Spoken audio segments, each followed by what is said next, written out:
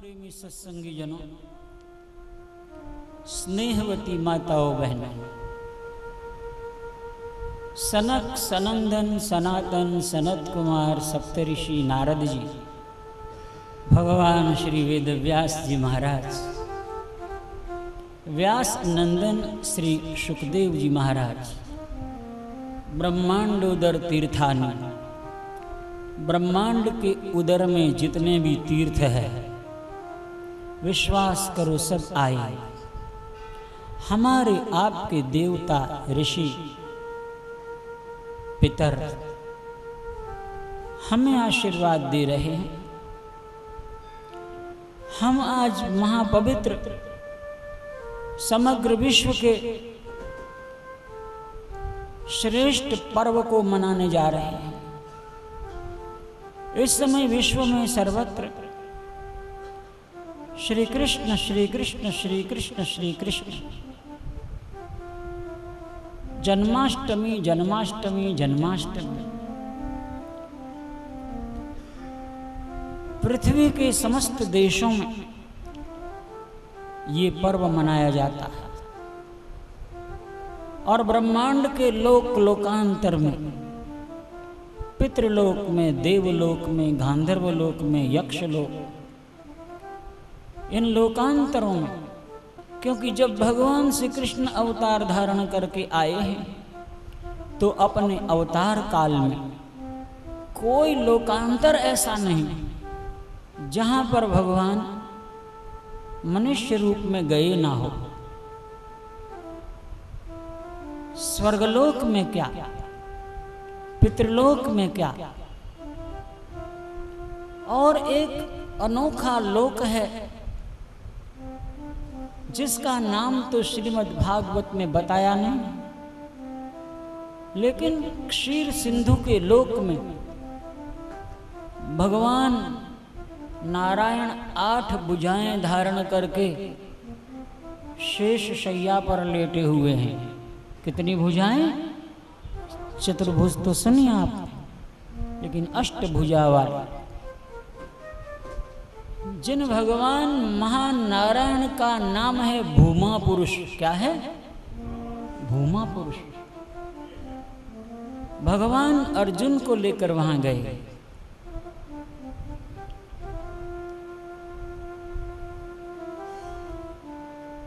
ऐसे भगवान श्री कृष्ण की इन पवित्र और दिव्य लीलाओं के सभी लोक के अंदर प्रतिष्ठित होने के कारण उन सभी लोकांतरों में भगवान श्री कृष्ण की ये जन्माष्टमी मनाई जाती है। और जब भगवान अवतार धारण करते हैं तो उस समय संसार में एक बहुत दिव्य वातावरण उपस्थित होता है। सारे ग्रह नक्षत्र सबके अनुकूल हो जाते हैं। इसलिए भी हम लोगों को भगवान के प्रादुर्भाव के समय जितना हो सके उतना संयम, ईश्वर से प्रेम, अंतःकरण विशुद्ध रख करके सत्कर्म, दान, पुण्यादि जितने भी श्रेष्ठ कर्म कहे गए हैं मनीषियों के द्वारा, उन सब कर्मों को करते करते हमें इस शुभ मुहूर्त में अनंत पुण्य अर्जित करने का प्रयास करना चाहिए। इस समय को हमें व्यर्थ नहीं गंवाना चाहिए। आइए एक भी क्षण हमारा व्यर्थ न बीते। इस 2-2.5 घंटे की कथा यात्रा में हम श्रीमद् भागवत के प्रमुख विषयों के दर्शन कर सकें। हमने शुरू दिन से ये प्रयास किया है आपको क्रमबद्ध, भले ही थोड़ी ही सही, लेकिन क्रमबद्ध श्रीमद् भागवत की कथाएं सुनाई जाए। वो कथाएं सुनाई जाए जो आज के वक्ता स्वयं भी नहीं जानते, और सुनाने की बात तो अलग। श्रीमद् भागवत ये हमारा उपास्य ग्रंथ है। मैं श्रीमद् भागवत जी को नित्य प्रणाम करता हूँ। श्रीमद् भागवत जी का एक एक अक्षर आप सुनते हो ना, पाठ करते हो।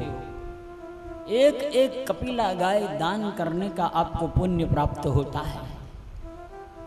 इन अक्षरों को हमने अपने मन में, अपनी बुद्धि में, अपनी चेतना में प्रतिष्ठित किए हैं।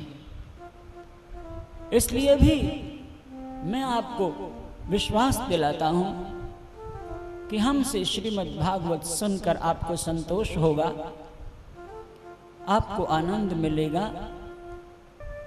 सुखदेव जी महाराज कहते, परीक्षित, मैंने तुम्हें परम पावन वामन चरित्र सुनाया।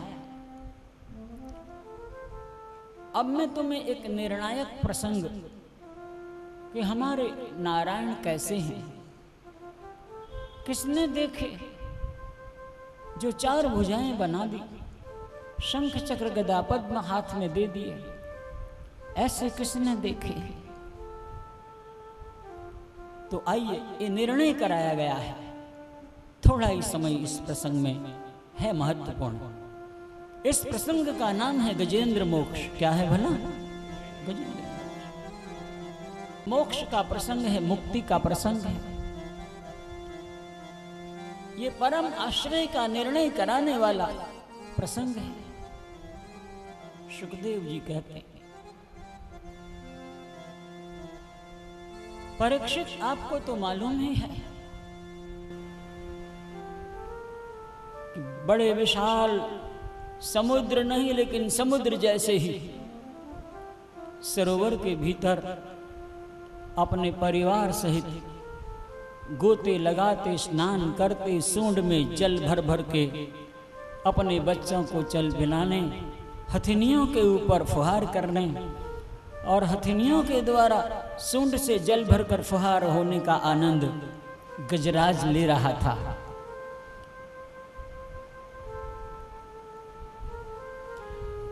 उसे इस बात का पता नहीं था कि इस विशाल सरोवर में एक ग्राह रहता है। गजराजन पांव धर्यो जल में, ग्राहन आकर पांव दबायो। गजराजन जोर अटूट कियो, ग्राहक बल को पार न पायो। जौ भर सूंड रही जल ऊपर, तब श्री हरि को पुकार लगायो।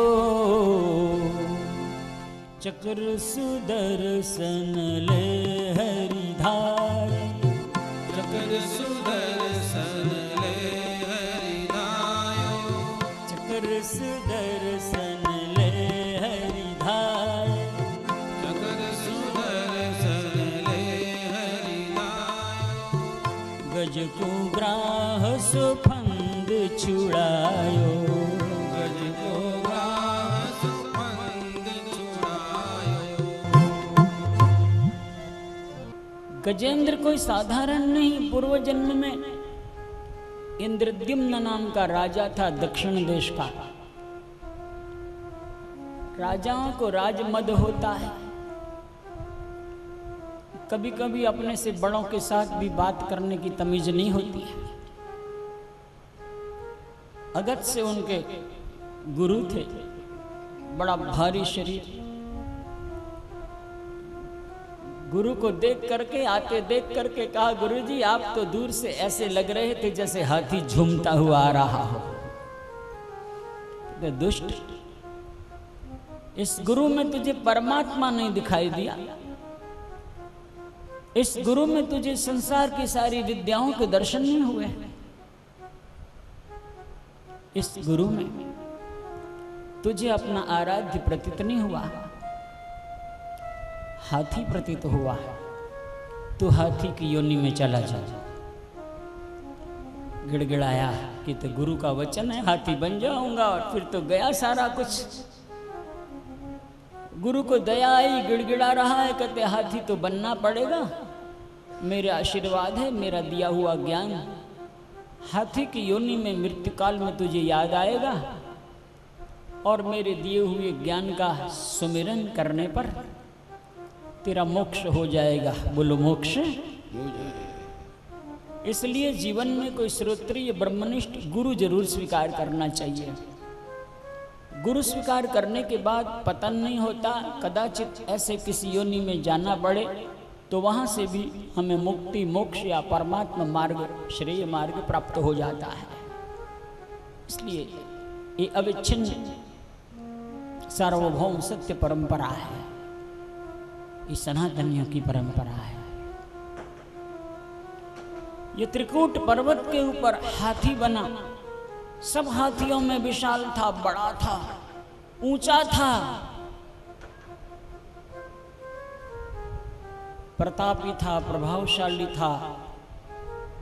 इसी कदकाठी देख करके सब हाथियों से बुद्धिमान था। ये सब देख करके सब हाथी उसे अपना राजा मानने लगे। जिधर चल पड़ता पीछे पीछे सब चल पड़ते, जिधर डेरा डाल देता सब डेरा डाल देते, जिधर उखाड़ पछाड़ करता वहाँ सब उखाड़, सब अनुसरण करते। इसका नाम इसलिए श्रीमद् भागवत में गजेंद्र या गजराज ऐसे कहा। क्या कहा? गजराज। वो पकड़ा गया है।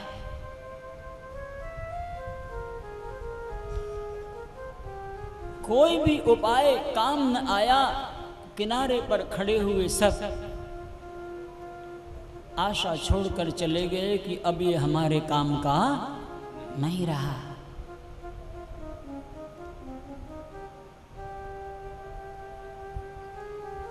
तब उसको पूर्व जन्म का वो ज्ञान प्राप्त हुआ, याद आया जो गुरुजी ने बताया था।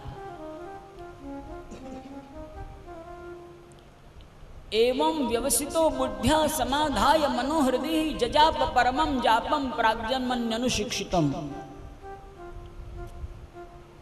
अब केवल वही नारायण मुझे इस आपत्ति से बचा सकते हैं। मृत्यु भी जिनसे डरती रहती है, काल भी जिनसे भयभीत रहता है, उन नारायण की शरण में मैं जाता हूं। तब उसने स्तुति की। 28 श्लोकों में स्तुति है, उतनी लंबी स्तुति की व्याख्या करने का समय नहीं है, केवल इतनी सी बात बताऊंगा। स्तुति करते करते करते करते जब उसकी वाणी में ये भाव जागा कि हे मेरे परमात्मा, मेरे नाथ, मेरे परम प्रकाश, मैं तो आपको देख नहीं पा रहा हूं। उसका अर्थ ये नहीं कि आप मुझे नहीं देख रहे हो, मुझे विश्वास है आप मुझे देख रहे हो, और इस ग्राह के बंधन में पड़े हुए को, कराहते हुए को मुझे आप अधिक समय तक देख नहीं पाओगे, क्योंकि आप बड़े ही दयालु, दया के सागर हो। मादृक प्रपन्न पशुपाश विमोक्षणाय। जब ये भाव जागा तो वैकुंठ में भगवान नारायण, माता लक्ष्मी जी चरण दबा रही थी, पार्षद खड़े पंखा झोल रहे थे, कोई चमर डोल रहा था। घटना घट गई, पलंग पर से खड़े हुए, ऐसा नहीं, ऐसे करके वो उछल करके पलंग से नीचे खड़े हो गए।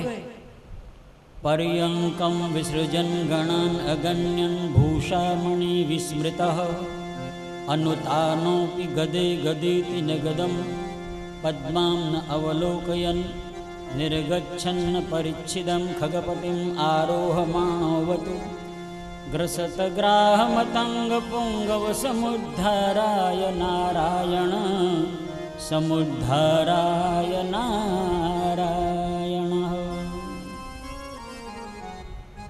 पलंग से नीचे गदा चक्रादि ऐसे करके उठाने का समय नहीं था, तो भगवान ने ऐसे किया, गदे आजा, हाथ में चक्र आजा, आ गए। गदे गदे तीन गदम। लक्ष्मी जी कहने लगी क्या बात है, मुंह फेर लिया। पद्माम न अवलोकयन, देखा भी नहीं, समय नहीं देखने का। गण आगे आए, कहते प्रभु क्या बात है, हटा दिए गणान अगण्यन, भूषामणि विस्मृतः, मालाएं पड़ी थी वो भी पहनना भूल गए। गरुड़ जी सोचने लगे कि मेरे प्रभु को कोई इमरजेंसी केस आ पड़ा है। गरुड़ पास में आकर बैठ गया, कहते प्रभु बैठो, बताओ कहाँ चलना है। भगवान बैठने लगे, पार्षद गरुड़ जी की पीठ के ऊपर बिछाने लगे आसन, वो बिछाएं, उससे पहले ही निर्गच्छन्न परिच्छिदम, आसन भी नहीं बिछा पाए पार्षद। खगपतिम आरोहमाणोवतु, बैठ गए। चलो, गरुड़ जी ने पांखें फैला ली, आकाश में उड़ने लगी। प्रभु जाना कहाँ है। ग्रसत ग्राह मतंग पुंगव समुद्धाराय नारायण, समुद्धाराय नारायण। अरे मेरे गजराज को ग्राह ग्रस रहा है। गरुड़ क्या पूछ रहे हो, मन की बात जान जाया करो, तुम मेरे पार्षद हो, चलो जल्दी से। उनके समुद्धार के लिए नारायण जा रहे हैं, बोलो नारायण। समुद्धाराय नारायण। अच्छा चलते हैं, और तेजी से चलो। गरुड़ जी ने और जरा अपनी गति बढ़ाई, और चलो, और तेजी से चलो, और बढ़ाई, और अंत में गरुड़ जी की पांखों के पंख टूट टूट करके इधर उधर आकाश में उड़ने लगे। गरुड़ जी कहने लगे प्रभु इससे अधिक मेरी गति नहीं है, मैंने अपना पूरी गति लगा रखी, एक्सीलेटर पूरा ही मैंने दबा रखा है, ब्रेकां फेल कर रखी है। बोलो वृंदावन बिहारी लाल। कहते क्या कहा, इससे अधिक गति नहीं है, तो तू बड़ा सुस्त हो रहा है, मुझे बहुत जल्दी है। गति नहीं कहते, ना कहते हट जाओ, फिर मैं अपनी गति से जाऊंगा। गजने पुकार की तो गरुड़ छोड़ करके आए। गजने पुकार की तो गरुड़ छोड़ करके आए। गजेंद्र ने देखा ये आए चक्र धारण करके। अब तक रोया नहीं था, लेकिन अपने प्रभु को देखकर चाहे ऐसे ही बड़े बड़े आंसू टपकने में। भगवान ने अपनी चारों भुजाओं से कंठ से पकड़ लिया। प्रभु मनुष्य होता प्रणाम करता, मेरे पास तो हाथ भी नहीं। हाँ, कमजोर हो गया था, लड़खड़ाती सूंड से एक कमल उखाड़ा। गजेंद्र मोक्ष पूरा याद न रहे तो इतनी बात याद रखना। उत्क्षिप्य सांबुजकरं गिरिमाह कृच्छ्रात्, नारायण अखिल गुरो भगवं नमस्ते। बोलो नारायण अखिल गुरो भगवं नमस्ते। भगवान ने कमल स्वीकार किया, कंठ के स्थान से पकड़ा, ग्राह सहित खींचकर बाहर लाए। और जब सुदर्शन चक्र छोड़ा ग्राह के मुख को फाड़ने के लिए, तो यहाँ पर ब्रह्मा, महेश्वर, इंद्रादिक देवताओं के उपस्थित होने की कथा है। ये सब देवता भगवान श्री हरि के दर्शन कर रहे थे। 24 अवतारों में एक अवतार का नाम श्री हरि है। क्या है? श्री हरि। श्री हरि। श्री हरि का अवतार कौन सा है? ये जो गजेंद्र मोक्ष में प्रकट होते हैं, उन भगवान के अवतार का नाम क्या है? श्री हरि। वो किसी माँ के गर्भ से नहीं आए हैं, वो सीधे अपने लोक से निकल करके इतने तड़प उठे भक्तों के लिए बेचैन हो गए और लक्ष्मी पार्षद आदियों को छोड़कर आए। ग्राहात विपाटित मुखम करुणा गजेंद्र, मुक्त किया। ग्राह का भी उद्धार हुआ, गजेंद्र का शरीर छूट गया, वो पार्षद रूप में खड़ा हो गया। सुदर्शन के स्पर्श से, भगवान के दर्शन से वो चतुर्भुज पार्षद बन गया, स्तुति कर रहा है। तब भगवान ने कहा, हे गजेंद्र, हमारी तुम्हारी स्तुति को सुनेगा। रात्रि के पिछले प्रहर में जो कोई चिंतन करेगा, तेषां प्राणान्त्यये चाहं ददामि विमलां मतिं, ददामि विमलां मतिं। शरीर छोड़ते समय मैं उन्हें विमल निर्मल बुद्धि दे दूंगा। बहुत बहुत सहज ही अपने शरीर को छोड़ेगा, उसे कष्ट नहीं होगा। बोलो कष्ट। ऐसे सज्जनों, डेरा बसी निवासी, मैंने आपको संक्षिप्त में लेकिन उद्देश्य सहित गजेंद्र मोक्ष सुनाया है। ये जो तबला है, ये बाजा है, ये मजीरा है। क्या है? कहते तो पता है, पता है ना क्या है? क्या है? जोर से बोलो। मजीरा। ये सब भगवान के पार्षद है, लेकिन मजीरा तो साक्षात भगवान है। तबला भगवान के पार्षद है।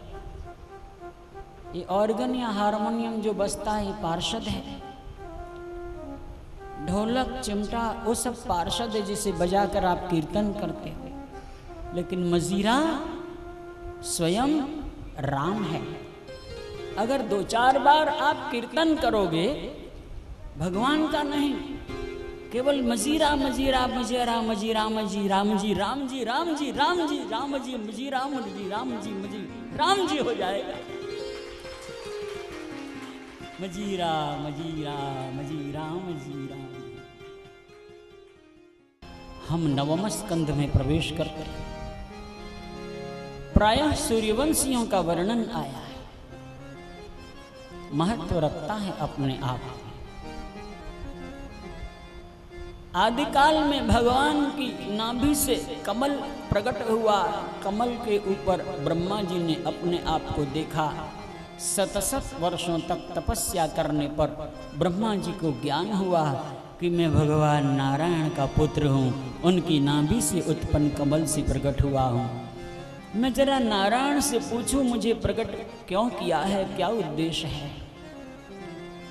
नारायण ने कहा कि मैंने तुम्हें सृष्टि की स्थूल संरचना के लिए बनाए हैं।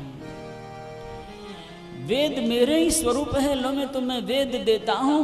इस वेदों के अंदर, संसार के अंदर भूत भविष्य वर्तमान का सारा ज्ञान है ब्रह्मदेव। और इस वेद के ज्ञान को आप मेरी कृपा से प्राप्त करके अपने हाथों में रखिए, अपने बुद्धि में रखिए, मन में रखिए और इस संसार की संरचना करते चले जाओ। वेद में क्या नहीं है? आपने कभी चिंतन किया वेद का? कभी वेद पढ़े किसी गुरु के पास बैठकर? अरे राम जी जब प्रकट होते हैं तो वशिष्ठ जी से वेद पढ़ते हैं। ओ अनंत ब्रह्मांड नायक वेद प्रतिपाद्य परमात्मा श्री कृष्ण जब जन्म लेते हैं तो सांदीपनि ऋषि के पास वेद पढ़ते हैं। हमें और आपको निर्देश देते हैं, वेद पढ़ो। यस श्वास प्रश्वासैव वेदाः, जिनके श्वास और प्रश्वास ही वेद है, वो भगवान पढ़ते हैं। और जिनकर श्वास सहज श्रुति चारी, सोहरि ये तो अचरज भारी, बोलो ये तो अचरज भारी। इतना सा ही अचरज है कि हम अज्ञानी जीव सोचते हैं कि भगवान पढ़ते नहीं है। हमें बताते हैं कि तुम भी जन्म लिया है तो पढ़ो पढ़ो, वेद पढ़ो और मुझे जानो। वेद निर्देश है, जानो। जानने का नाम ही वेद है। राम कृष्ण वेदों के अर्थ है। वेदार्थ कृष्ण रामयो। वेदों के यदि अर्थ है तो श्री राम और श्री कृष्ण है।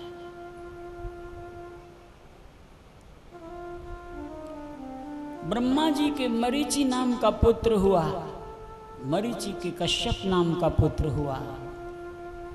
कश्यप के अदिति से हमारी आपकी तरह संतानें नहीं हुई है, ये मानसिक संतानें हुई है। विवस्वान का जन्म हुआ। पहला विवस्वान तो जो आकाश में सूर्य है, संपूर्ण सूर्य। दूसरा विवस्वान सहस्रांशु, हजारवां अंश सूर्य का पृथ्वी के ऊपर कुरुक्षेत्र में जन्म हुआ उसका, इसलिए वहां सूर्य ग्रहण की महिमा विशेष है। वो मनुष्य रूप में था, महातेजस्वी था। उसका नाम विवस्वान भी है, सूर्य भी है, ध्यान रखना। विवस्वान का श्राद्धदेव मनु नाम का पुत्र हुआ। सूर्य ने अपने पुत्र मनु को आदेश किया, तुम एक नगर बसाओ पूर्व में, जिधर से सूर्य निकलता है। तब मनु महाराज ने एक नगर बसाया, उसका नाम अयोध्या हुआ। क्या हुआ?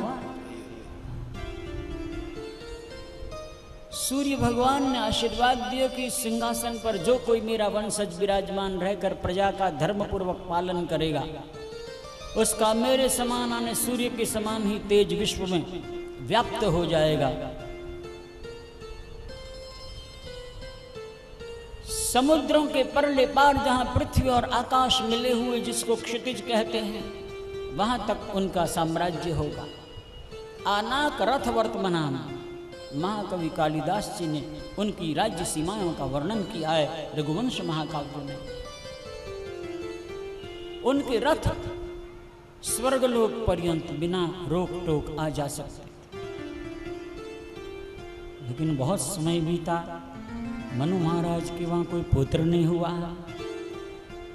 वशिष्ठ को गुरु बनाकर पुत्रेष्टि यज्ञ किया। यज्ञ की समाप्ति में एक रात्रि बाकी थी और रानी ने गुरुजी से एकांत में प्रार्थना की, गुरुजी मेरी एक प्रार्थना है, मेरे पेट से पहले कन्या चाहिए मुझे। क्या चाहिए? पुत्री चाहिए। एक निर्देश है, पुत्री के जन्म लेते ही पिता एक ऋण से मुक्त हो जाते हैं। पिता कहीं से कन्यादान लाया है, बोलो हाँ जी। पुत्री होगी तो समझो ऋण मुक्त हो गया, आप कन्यादान करने का यज्ञ आ गया। बोलो यज्ञ। ताली बजाओ फिर जोर से। माताओं बहनों, नवरात्र में आप हलवा बनाती हो अष्टमी को, कोई नवमी को, चतुर्दशी को। छोटी छोटी कन्याएं बुलाती हो घर में,